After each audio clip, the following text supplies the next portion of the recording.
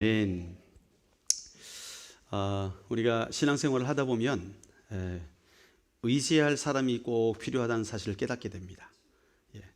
신앙생활을 홀로 할 수도 있지만 그러나 하나님께서는 우리를 홀로 신앙생활하게 두시지 않으시고 공동체를 허락하셨습니다. 그래서 예수님께서 이제 하늘에 올라가시기 전에 너희는 모여서 내가 주리라 하신 것을 받기 위해 함께 기도하라. 그래서 기도했더니 성령께서 임하셨고 그 성령의 오순절의 사건을 통해서 하나님의 교회가 이 땅 가운데 세워진 줄로 믿습니다. 교회를 세우신 것은 교회를 통해 하나님의 놀라운 일을 행하게 하기 위하여서 목적 있는 모임으로 우리에게 허락하신 줄로 믿습니다. 교회는 그냥 남들이 교회를 세우니까 우리도 세우고 그런 게 아니라 하나님의 선하신 목적이 교회 위에 존재하는 거예요. 우리 교회는 목적성이 있는 모임입니다. 그냥 모여서 시간 때우고 예배하고 즐기고 거기에서 끝나는 게 아니라 그 가운데 하나님의 선하신 뜻이 모든 성도들을 통하여 이루어질 수 있도록 교회가 그 역할을 감당하라는 것이죠. 자, 교회에는 다양한 사람들이 있습니다. 지도자도 있고, 그죠? 목사나 장로님이나 권사님이나 또 교회에는 또 평신도도 있고, 평신도라는 말이 좀 이상하네요. 그죠? 그러면 저는 안 평신도입니까? 예, 이 구분하는 것이 참 애매하긴 하지만 지도자도 있고 또 따르는 무리들도 있고 그래서 사실은 우리 교회 안에서 지도자로 세워진 사람들에게 성도들이 기대하는 바도 있고 또 지도자로서 성도들에게도 또 기대하는 바가 있고 서로에게 기대하는 바를 가지고 서로를 의지하며 살아가는 공동체로 하나님께서 교회를 허락하신 줄로 믿습니다.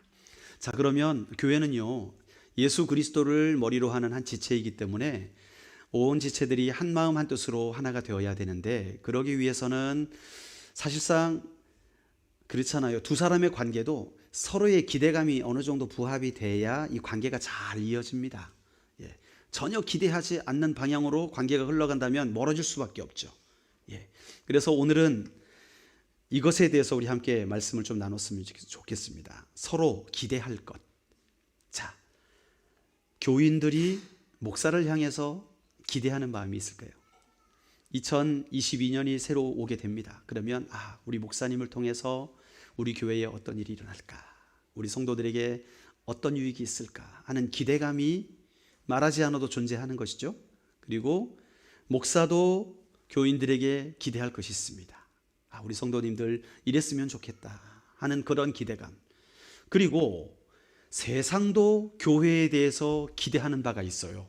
사실은 세상 사람들이 우리를 욕만 하는 줄 알지만 아닙니다. 우리 교회에 대해서 기독교인들에 대해서 세상 사람들이 기대하는 바가 있어요. 그리고 뿐만 아니라 우리 하나님께서 우리 모든 성도들을 향해 기대하시는 바가 있다는 것입니다. 그것이 무엇인지를 우리 한번 오늘 이 시간 살펴보는 귀한 시간이 되었으면 좋겠는데요. 우리 진해 오셔서 알겠지만 이 오후 예배 시간에는 정신없이 성경을 찾죠. 오늘도 많이 준비되어 있습니다.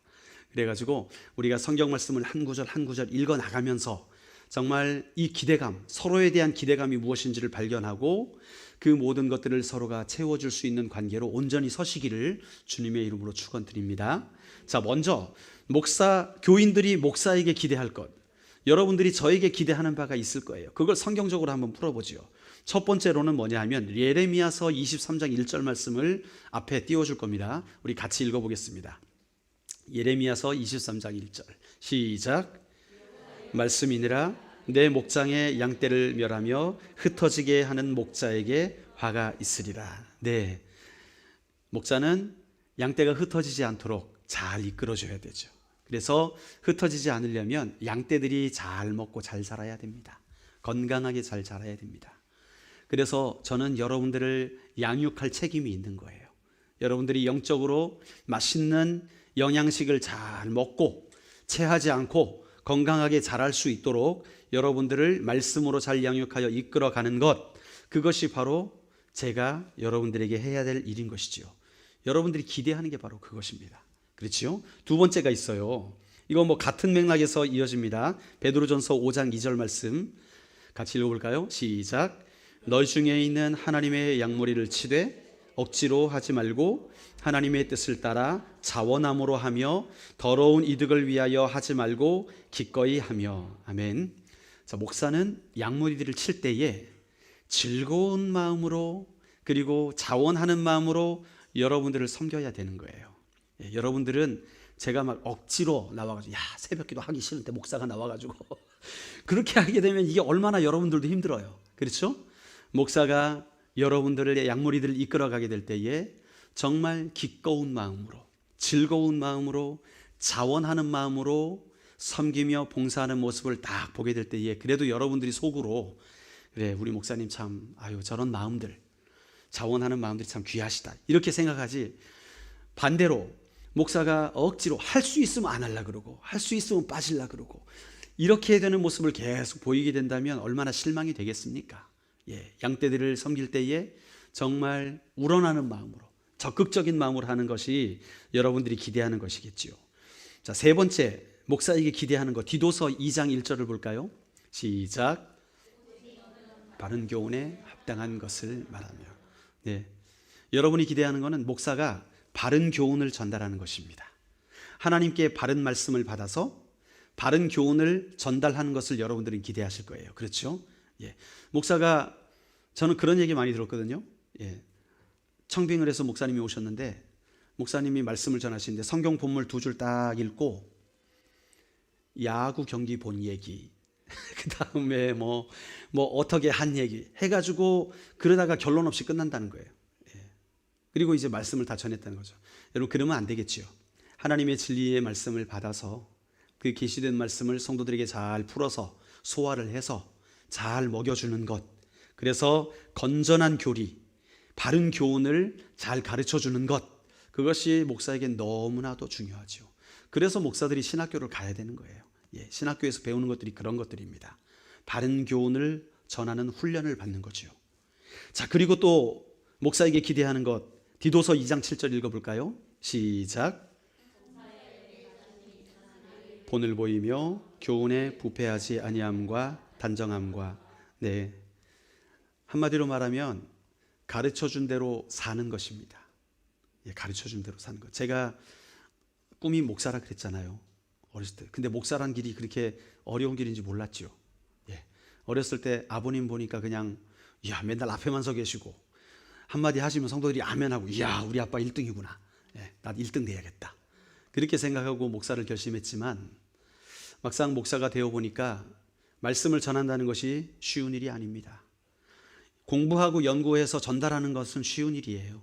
그러나 그 전한 대로 살려고 하는 것, 물론 어찌 인간이 온전히 그 말씀을 다 살아낼 수가 있겠습니까? 그렇지만 그 말씀을 살아내기 위해서 몸부림치고 그 말씀을 성도들과 함께 힘써 살아내기 위해 노력하는 것, 그것 자체가 참 목사에게는 어렵지만 반드시 해야만 하는 그런 길이지요.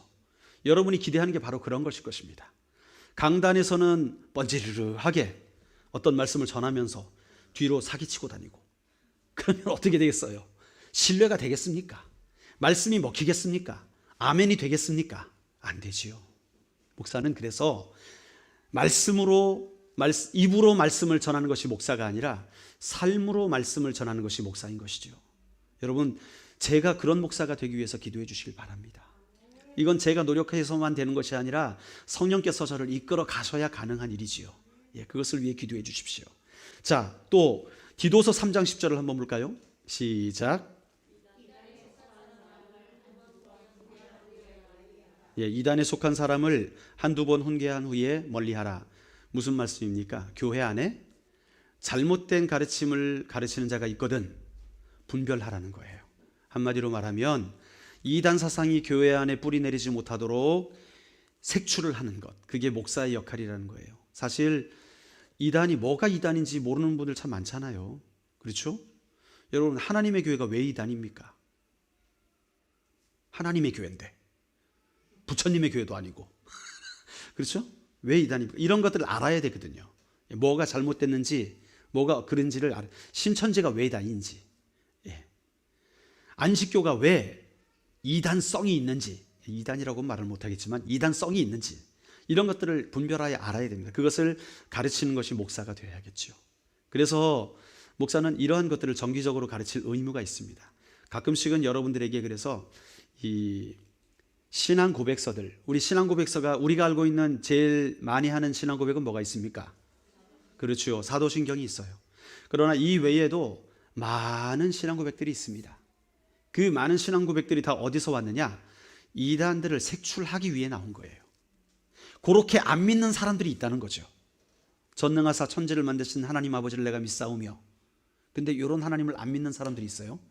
그 외아들 우리 주 예수 그리스도를 믿사오니 이는 성령으로 잉태하사 동정녀 마리아에게 나시고 본디오 빌라도에게 고난을 당하사 십자가에 못 박혀 죽으시고 장사지 사물에 비치는 뭐 김수한무도 아니고, 어쨌든 이러한 예수님을 안 믿는 사람이 있다는 거예요. 예수님이 인간으로 오신 사건을 안 믿는 사람들도 있고 성령을 안 믿는 사람도 있어요. 성령을 믿사오며 거룩한 공예와 성도가 교통하는 것과 죄를 성령께서 사해 주시는 것과 우리의 몸이 다시 사는 것과 영원히 사는 것을 안 믿는 사람들이 있다니까요. 그래서 우리의 신앙 고백을 정해서 가르치는 것이죠. 이게 목사가 해야 될 일인 것이죠. 여러분의 목사가 이단 분별 잘하는 게 좋겠습니까? 안 하는 게 좋겠습니까? 잘하는 게 좋겠죠. 당연한 거 아니겠습니까? 이게 2단인지 3단인지 알지도 못하고 멍하니 그냥 대세니까 따라간다? 아니죠. 절대로 그러면 안 되죠. 예. 그래서 분별력이 있기 위해서 여러분의 지도자를 위해서 기도해 주시기 바랍니다. 네. 자, 그리고 베드로전서 5장 6절 말씀 읽어볼까요? 시작. 그러므로 하나님의 능하신 손 아래서 겸손하라. 때가 되면 너희를 높이시리라. 네. 여러분들이 기대하시는 목사가 교만하면 안 되겠지요. 겸손해야겠지요. 예. 목사가 교만해가지고 사람들을 막 좌지우지 막 그냥 무슨 뭐처럼 부려먹고 막 이러면 목사가 목사 역할을 할 수 있겠습니까? 아니지요. 목사는 겸손해야 됩니다. 예. 저도 제가 겸손하기 위해서 노력해야 되는데 안 되면 좀 뒤에 와서 말씀해 주십시오. 앞에 와서 말하면 좀 창피하니까. 그렇잖아요. 예, 제가 목이 곧지 않도록 여러분들을 기도 부탁드립니다. 왜냐하면 저도 신학교 시절에 전도사 때 막 신학교를 들어와가지고 그 신학 공부를 하는 게 저는 너무 가슴 벅찼어요. 이야, 이렇게 좋은 말씀들을 왜 교회에서는 안 가르쳐 주시나 막 해가지고 너무 은혜가 돼가지고 말씀마다 아멘 아멘 하고 하는데, 이렇게 나중에 1학년 2학년이 되고 나면 우리 한국교회 목사님들은 왜 이렇게 안 사나? 막 그런 비판적인 눈들이 이제 들어오기 시작하는 거예요. 왜 이렇게 설교하나? 배운 대로 해야지. 뭐 이런 생각들 막 신학생 때 머리가 복잡해집니다. 나는 절대로 목사가 되면 저러지 말아야지. 이런 결단을 날마다 합니다. 날마다. 마찬가지로 부교육자로 가게 되면 우리 담임 목사님은 도대체 왜 저러시는 거야? 나는 담임 목사님 되면 절대로 저러지 말아야지. 이런 결단을요, 이 땅의 모든 전도사님들이 다 합니다. 이 땅의 모든 부교육자들이 다 해요. 그런데 그 자리에 가게 되면 먼저 선배들이 걷던 길을 대부분 따라가더라는 거죠. 대부분 따라가더라는 거예요. 이게 왜 그럴까요? 그 사람의 결심이 약해서 그럴까요? 정말 중요한 문제거든요. 왜 사람이 변하는가? 왜 그 자리에 가면 변하는가? 목사만 그렇습니까? 사장님들도 그렇더라고요. 사원일 때는 어떻습니까? 내가 승진만 해봐라. 내가 절대로 내 그 아랫사람들한테는 저렇게 안 한다. 내가 욕을 먹을지언정, 내가 대표로 감당할지언정 절대로 안 그런다. 그런데 그 자리 가면 똑같이 그렇게 하고 있어요. 군대도 마찬가지예요. 이등병 때 얼마나 두들겨 맞아요. 가가지고 와, 내가 왜 맞는지도 모르고 막 맞고 나면은 내가 병장만 돼봐라. 이 군대 문화를 내가 뜯어 고치겠다. 막 그래서 칼을 갈아요. 내가 병장만 되면 절대로 안 그러겠다고. 그리고 병장이 됩니다. 그러면 병장 딱 돼가지고 누워가지고 2병 3단 그러면 부채질 3단 막 하고, 2등병을 막 종 부리듯이 막 부리고 앉아 있어요. 똑같이. 참 희한하죠. 그게 자기의 결심이 약해서 그럴까요? 무서운 것은 환경이 그렇게 만든다는 거예요. 그 자리가 그렇게 만든다는 거예요. 여러분, 저를 위해 정말 지금부터 기도해 주실 게 바로 그거예요. 제가 여러분과의 지금 무슨 기간일까요? 지금은 허니문 들어보셨습니까? 이 신혼여행, 신혼여행 기간이에요. 신혼여행 기간은 뭐냐면 처음 만나가지고 막 알콩달콩 막 애틋하고 보기만 해도 좋고 뭐 그런 관계 있잖아요. 이런 관계일 때는요 모든 것이 용서가 돼요.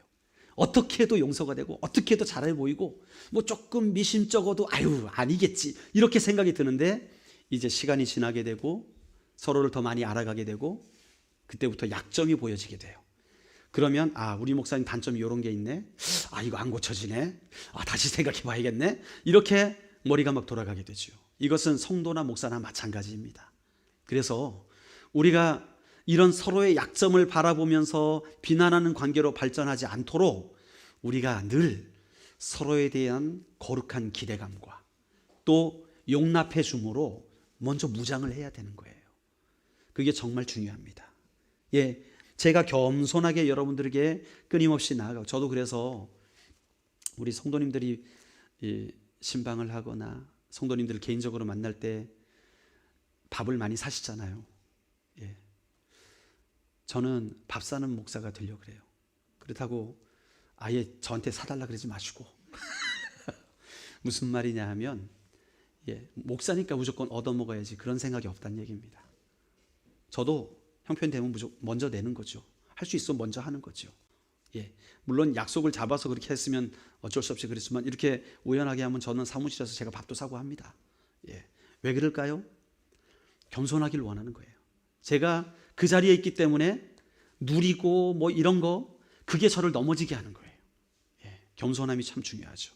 자, 그 다음에 사도행전 5장 29절 말씀 같이 읽읍시다. 시작. 하나님께 순종하는 것이 여러분께 한번 질문을 해볼까요? 목사가 하나님의 뜻대로 추진하길 원하십니까? 여러분의 뜻대로 추진하길 원하십니까? 정말입니까? 아멘. 더 이상 말할 게 없네요. 그래야 됩니다. 그렇죠? 목사가 교회를 이끌어감에 있어서 하나님의 뜻대로 이끌어가야지 거수해가지고 더 원하는 사람 해가지고 거기에 이끌려가게 된다면 교회는 망합니다. 정말 중요한 것이죠. 여러분들이 목사에게 기대할 것들이 이런 것들이라는 것이죠. 자, 그러면 이제 입장을 바꿔볼까요? 목사가 여러분들에게 기대할 게 뭘까? 히브리서 10장 25절 한번 같이 읽어보겠습니다. 시작. 모이기를 패하는 어떤 사람들의 습관과 같이 하지 말고 오직 권하여 그날의 가까움을 볼수록 더욱 그리하자. 모이기에 힘써달라는 거예요. 여러분 어떻게 해서든지 예배 참석 잘 해달라는 거예요. 그것이 하나님과 가까워지는 유익이 있고 또 여러분들의 믿음을 세워주는 방법이기 때문에 자꾸 모이도록. 여러분들이 많이 모이면 제 기분이 어떨까요? 슬플까요? 기쁘죠. 많이 모이는 게 좋죠. 출석으로 돕는 거죠. 자, 마태복음 10장 10절 말씀 같이 읽어볼까요? 시작.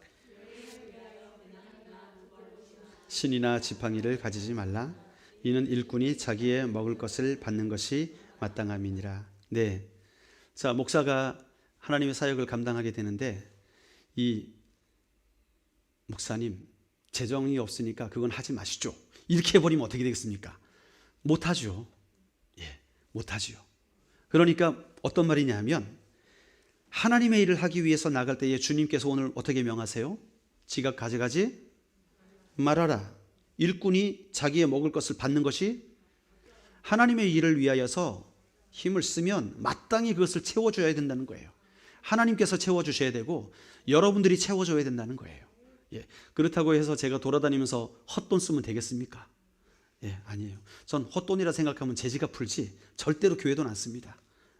제가 교회에 뭐 필요한 것이 사더라도 그것이 제가 원해서 자원해서 하는 것이면 청구도 안 합니다.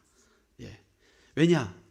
하나님께서는 교회를 통하여 하나님의 일을 하는 것이 마땅한데 목사가 혹시 잘못 사용해서 밉보이면 나중에 그게 걸림돌이 돼버려요.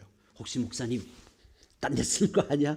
이래버리면 일이 안 되잖아요. 하나님의 사역이 막히게 되잖아요. 그렇기 때문에 깨끗하게 나가야 되고 정말 반대로 또 목사가 하나님의 뜻 가운데 어떤 일을 하고자 할 때 물질이 후원되는 것이 끊이지 말아야 되는 것이죠. 그것이 합당한 것입니다. 자, 그 다음에 데살로니가전서 5장 17절 말씀 같이 읽어볼까요? 시작. 그냥 아멘으로 넘어가겠습니다. 예. 여러분들 기도 많이 하셔야 됩니다. 예, 목사를 위해서도, 저희 가정을 위해서도, 교회를 위해서도 끊임없이 기도로 도와야 되는 거예요.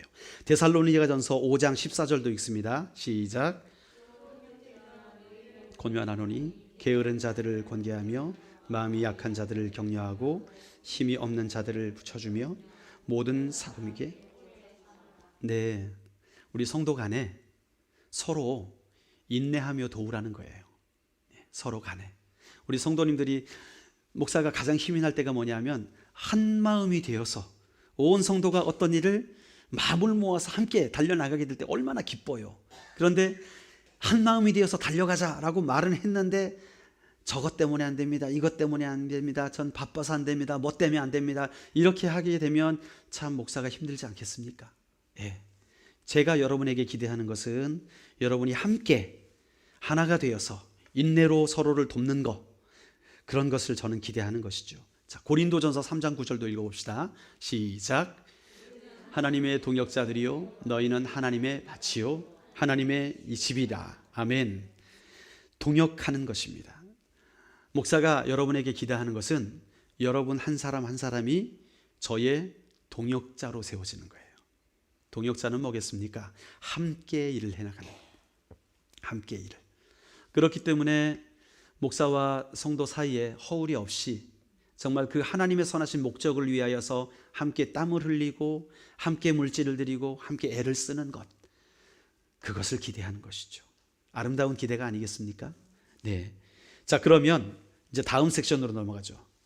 목사가 성도들에게 기대하는 것, 성도들이 목사에게 기대하는 것을 살펴봤고, 그 다음에 세상 사람들이 우리 그리스도인들에게 기대하는 게 있어요. 로마서 10장 1절 말씀 읽어볼까요? 시작. 형제들아, 내 마음에 원하는 바와 하나님께 구하는 바는 이스라엘을 위함이니 곧 그들로 구원을 받게 함이라. 아멘. 자, 세상 사람들은요, 그리스도인들이 자신들에게 관심 갖기를 원합니다. 티는 안 내요. 티는 안 냅니다. 그러나 뭔가 우리는 신령한 사람들이라고 그들은 생각해요. 예, 자기들은 안 신령하다고 생각하고 그 신령한 사람들이 뭔가 우리에게 관심 갖기를 기대하고 있어요. 예. 우리는 실제로 그들을 영적으로 도와줘야 됩니다. 진리가 무엇인지, 생명의 길이 무엇인지, 영생을 얻는 길이 무엇인지를 우리가 도와줘야 되거든요. 여러분들이 세상 사람들에게 관심을 가지셔야 되는 거예요. 그게 그들이 기대하는 바입니다. 사도행전 8장 29절 30절 같이 읽을까요? 시작. 성령이 빌립더러 이르시되. 빌립이 달려가서 선지자 이사야의 글 읽는 것을 듣고 말하되 읽는 것을 깨닫느냐. 예, 빌립이 사마리아로 가서 전도를 하게 되는데 그냥 가만히 멍하니 있는 것이 아니라 부지런히 주변에 누구에게 복음을 전할 것인가 찾았습니다. 근데 만나게 된 게 에티오피아 내시였죠. 그래가지고 지금 뭐 합니까? 그러니까 지금 내가 말씀을 읽고 있는데 이해가 잘 안 된다고. 그때의 빌립이 그게 단추가 돼가지고 이디오피아 내시에게 당신이 읽고 있는 그 말씀의 주인공이 바로 예수님이라는 것을 알려주게 되고, 그 에티오피아 내시를 통해서 에티오피아가 기독교 국가가 돼요. 놀라운 일이 일어납니다. 그래서 세상이요, 우리는 세상 사람들과 접촉을 해야 돼요. 목사님 어떻게 그럽니까? 우리는 거룩한 성도인데 저 죄인들과 어떻게 접촉해야 됩니다. 자꾸 만나야 돼요. 이게 참 안 되는 게, 신앙의 연조가 길어질수록 이게 잘 안 돼요. 주변이 다 장로님이고 주변이 다 집사님이고 주변이 권사님이에요. 그러니까 불신자들이랑은 이게 잘 교제가 안 돼요. 그러나 복음을 위하여, 예수 그리스도의 복음을 증거하기 위하여 우리가 의도적으로 주변에 믿지 않는 자들과 뭐 해야 돼요? 접촉을 해야 돼요. 접촉을. 예. 자, 그리고 디모데후서 3장 16절 읽어볼까요? 시작. 감동으로 된 것으로 교훈과 책몽과 바르게 함과 의로. 네, 그래서 세상 사람들이 바르게 살 수 있도록 안목을 열어주는 역할을 우리가 해야 되는 겁니다. 예. 세상 사람들이 자기들 안목대로 살아가다간 망하는 거잖아요. 그렇기 때문에 그들의 안목을 열어줘야 돼요. 교훈과 책망과 바르게 함과 의로 가르쳐줘서 하나님의 말씀을 가르쳐줘서 돌이킬 수 있도록 도와주는 역할을 우리가 해야 되는 것이죠. 로마서 9장 23절도 읽습니다. 시작. 긍휼의 그릇에 대하여 그의 영광의 풍성함을 알게 하고자 하셨을지라도 무슨 말을 하리요. 사랑을 베풀라는 말이에요. 사랑을 베풀라. 네, 정말 우리가 그들에게 받은 것 없어도, 그들이 우리한테 꿔준 거 없어도, 그래도 우리의 만나는 모든 이웃들에게 사랑을 베푸는 것, 그것을 그들은 더 기대합니다. 사도행전 8장 35절도 한번 읽어볼까요? 시작. 빌립이 입을 열어 이 글에서 시작하여 예수를 가르쳐 복음을 전하니. 자, 복음을 전할 때 어떤 일이 발생하냐 하면 로마서 15장 4절 읽어봅시다. 시작. 기록된 바는 우리의 교훈을 위하여 기록된 것이니 우리로 하여금 인내로 또는 성경의 위로로 소망을 가지게 함이니라. 네, 우리가 성경을 가르쳐주게 될 때에 실제로 그 불신자들에게 어떤 일이 일어나느냐, 그들에게 위로가 되는 거예요. 그들에게 소망이 되는 거예요. 그 복음의 메시지가 길을 잃어버리고 소망을 잃어버린 자들에게 위로가 되고 소망이 되어서 살아있는 메시지로 나타나게 된다는 사실이죠. 그것이 바로 우리가 우리의 주변에 있는 사람들에게 관심을 가지고 접촉을 하고 잘못된 것을 바른 교훈으로 교정해주고 사랑을 베풀고 위로해주는 그런 삶을 우리가 살아간다면 자연스럽게 전도가 되는 것입니다. 자연스럽게. 자, 마지막으로 하나님이 우리에게 기대하시는 게 있습니다. 하나님께서 우리에게 기대하시는 거. 고린도후서 8장 12절 말씀 같이 읽어볼까요? 시작.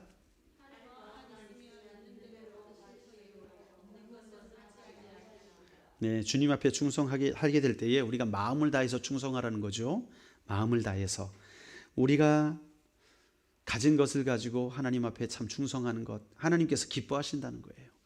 하나님께서 각 사람마다 달란트를 다 주셨습니다. 5달란트도 주시고 2달란트도 주시고 1달란트도 주셨는데 그 자기에게 주신 것을 가지고 마음껏 사용하여서 열매를 맺는 자는 하나님께서 칭찬하시는데, 받은 것 가지고 가만히 있었던 사람은 어떻게 됐습니까? 있는 거 빼앗겨서 5달란트 받은 자에게 주고 자기는 쫓겨나가지고 슬피 울며 이를 가는 일이 있었지요. 그래서 우리가 하나님 앞에 이왕 예수 믿는 거 마음을 다해서 정말 내게 허락하신 시간, 내게 허락하신 여건 안에서 최선을 다해서 주를 섬겨 나가기를 주님은 원하시고 계신 것이죠. 자, 야고보서 5장 16절도 읽어볼까요? 시작. 병낫기를 위하여 서로 기도하라. 의인의 간구는 역사하는 힘이 큼이니라. 아멘. 여기 보면 우리 죄를 서로 고백하고 또 병낫기를 위하여 서로 기도하고 서로 위하여서 간구하라, 그렇게 말씀하고 있어요. 하나님이요, 우리 성도들이 서로 모여가지고 서로를 위하여 기도해주고 서로를 사랑해주고 감싸주기를 기대하고 계십니다. 모였는데 알겠습니다. 웹에서 기대함에 대해 네, 알아들었대네요. 우리가 서로 제가 잘 이해한 건지 모르겠네요. 이해 못했습니다. 죄송합니다. 제가 저번에 말씀드렸었나 모르겠어요. 저희 사모랑 화상 채팅을 매일 하는데 그때 이제 아이들이 있으면 이녀가 자슈아 주희야 사랑한다, 제가 꼭 그러거든요. 꼭 사랑한다고 말합니다. 여러분 사랑한다고 얼마나 고백하십니까? 남편, 부인, 자녀한테 매일 하십니까? 매일 안 해요? 매일 하세요. 매일 하셔야 됩니다. 아멘이 안 나오네. 예, 여러분 남편한테, 아내한테, 자녀한테 사랑한다고 매일 고백하시기를 예수님의 이름으로 축원합니다. 매일 하세요. 왜냐하면 고백을 통해서 사랑이 인정될 수 있어요. 고백 안 하면요 잊어먹습니다.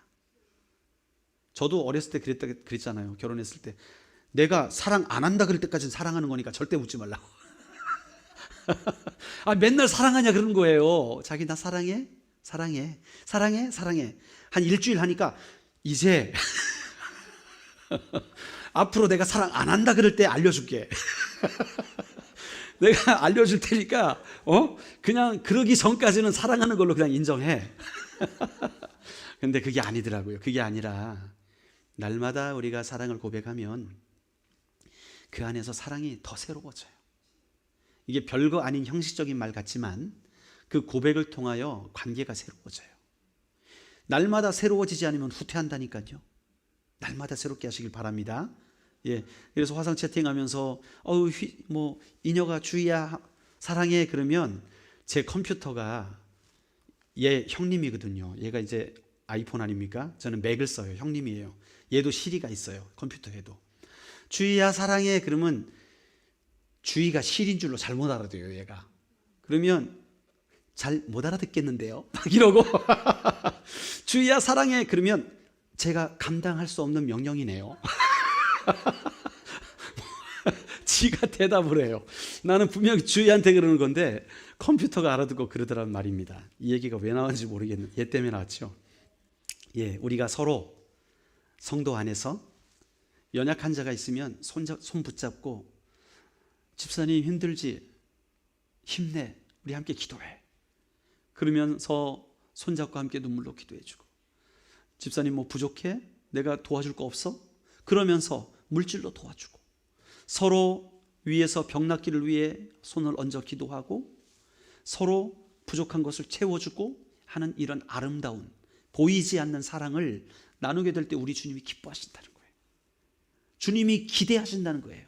그냥 주일날 왔다 갔다 하는데 서로 아무런 관계도 없고 주중에 아무런 연락도 없었더라. 아멘. 그러면 안 된다는 거죠. 우리가 성도가 연결되어 있어야 돼요. 예, 성도 간에 서로 연락을 주고받으며 메시지를 주고받으며 사랑을 확인하고 필요를 서로 채워주고 하는 일들이 많아지시기를 주님의 이름으로 축원드립니다. 네. 그리고 우리 히브리서 11장 16절 말씀도 읽어봅시다. 시작.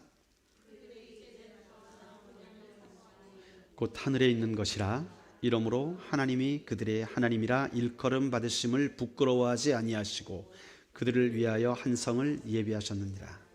네, 하나님이 기대하는 것은요 본향을 사모하라는 거예요. 여러분의 본향은 어디입니까? 경상북도 상주군 청리면 하카리 227번지가 본향이 아니에요. 저의 본적이에요. 예. 이게 본향이 아니라 우리의 본향은 우리를 지으신 하나님이 예비하신 그곳. 그렇죠? 우리가 짧은 이 100년, 80년, 100년 이 땅에서의 인생이 아니라 영원한 삶을 살아갈 그곳. 그곳이 우리 본향이 아니겠습니까? 예. 그렇다면 본향을 사모해야죠. 제가 미국에 있을 때 한국이 참 그리웠습니다. 특별히 서러움을 받을 때가 있어요. 우리는 흑인들을 무시하잖아요. 흑인들 너무 시커매 막 그러잖아요. 그 사람들은 우리를 무시해요. 눈 쨍쨍하죠. 이러면서 우리를 무시해요. 대접도 못 받아요. 한국 사람들. 정말 비참합니다. 이민자들. 더군다나 저는 그래도 간 지 얼마 안 돼서 영주권을 받았어요. 그런데 영주권 받기가 정말 하늘의 별따기예요. 그 땅에서 합법적으로 살아가기가 쉽지 않은 거예요. 10년이 지나도 20년이 지나도 영주권 못 받는 사람이 있는 거예요. 본인의 잘못이 아닌데. 이런 경우가 많아요. 여러분 한국에서 부모님이 돌아가셨는데 못 오는 분들 있잖아요. 저도 아버님 돌아가셨을 때 못 왔는데 저도 여권이 없어서 못 왔어요. 코로나 때문에 여권을 안 만들어줘요. 그래가지고 못 온 거예요. 바로. 예. 그 여권 만드는데 시간이 일주일이 걸렸습니다. 어쨌건 이 불법 체류자로 미국에 살아가는 사람들이 많아요. 영주권 신청을 했어요. 그런데 그 사이에 한국에서 부모님이 돌아가셨어요. 못 나옵니다. 돈이 없어서 못 나오는 게 아니에요. 시간이 없어서 휴가를 못 내서 못 나오는 게 아니에요. 나갔다 오면 영주권이 사라져버려요. 신청해 놓은 게. 그러면 그 땅에서 살아갈 수가 없어요. 그렇기 때문에 나갈 수가 없는 거예요. 그런 아픔이 있어요. 이민자들의 그 서러움이 있어요. 와, 그러니까 내가 한국을 왜 떠나왔나? 한국에 가면 이럴 염려 없는데 하면서도 이미 자녀들이 컸기 때문에 어쩔 수가 없이 그렇게 살아가는 사람들이 대부분입니다. 참 눈물을 흘리며 삽니다. 본향을 사모해요. 그러니까 야, 여기 오니까 동사무소 가니까 한국말로 다 해주대요. 너무 좋더라고요. 병원 가니까 한국말로 다 해주대요. 이야, 알아듣기 좋게 친절하게. 근데 외국은 안 그렇거든요. 여러분, 타향살이, 이 땅은 우리 나그네 인생 살아가는 거예요. 이 땅에는요, 하나님의 나라가 온전히 이루어지지 않았기 때문에 얼마나 죄악이 난무하고 얼마나 편법이 난무하고 얼마나 억울함이 난무하는지 몰라요. 그런 인생 가운데 살아가면서 우리가 정말 가슴을 졸이며 살아가지만 우리는 우리에게 장차 허락될 본향, 그 본향을 바라면서 살아가는 거예요. 주님이 우리에게 그걸 기대하시는 거예요. 예수님도 말씀하셨잖아요. 내가 너희를 위하여 초소를 예배하러 간다. 내가 곧 다시 너희를 데리러 올 것이다. 그 초소 우리가 기대해야 되지 않겠습니까? 예수님 관심 없는데요. 우리 뭐 이 땅에서 잘 먹고 잘 살다 가면 뭐 그냥 있으면 좋은 거고, 이게 지금 이 땅에 살아가는 크리스천들의 대부분의 생각이에요. 본향에 대한 생각이 없어요. 천국에 대한 감격이 없어요. 여러분, 이거 뭔가 잘못돼 가고 있는 것입니다. 뭔가 잘못되고 있어요. 우리가 장차 우리가 갈 그 나라, 영원한 하늘나라, 그 영광스러움에 우리가 참여할 수 있게 됐다는 것, 우리가 늘 감사하며 기억하며 살아가시기를 축복합니다. 마지막으로 요한복음 15장 5절 말씀 찾아보겠습니다. 시작.